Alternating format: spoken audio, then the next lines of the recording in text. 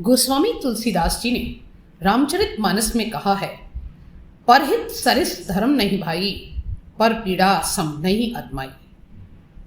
जब व्यक्ति स्व की सीमित संकीर्ण भावनाओं की सीमा से निकलकर पर के उद्याग धरातल पर खड़ा होता है, तब उसकी आत्मा का विस्तार होता है और वह जन जन के कल्याण की ओर अग्रसर हो जाता है।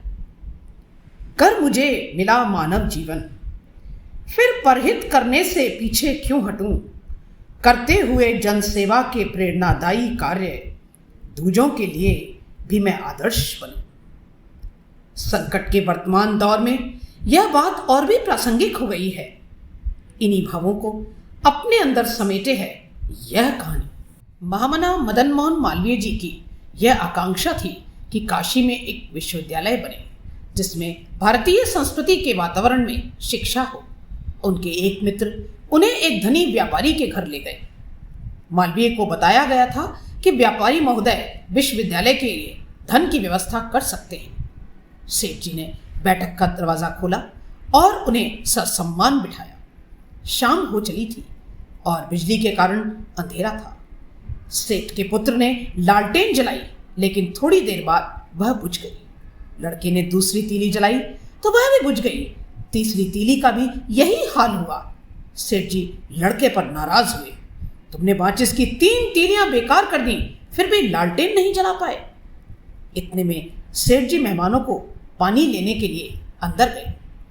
मालवीय जी ने मित्र को अर्थपूर्ण नजरों से देखा और बोले, सेठ की कंजूसी बता रही है कि हमें इनसे ज्यादा उम्मीद नहीं करनी चाहिए। वे चलने को हुए तो सेठ जी ने कहा, अरे आप चल दिए, आप तनिक अपने आने का उद्देश्य तो बताइए।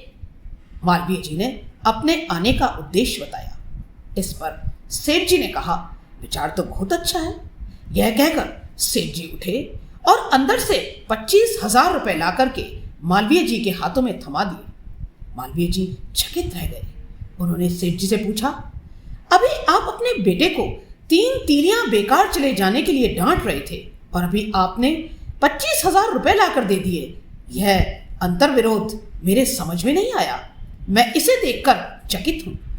सेठ जी हंसकर बोले, महाराज, माचिस की हर तीली मेरे लिए कीमती है। लापरवाही से उसे बर्बाद करना कहां तक न्यायोचित है।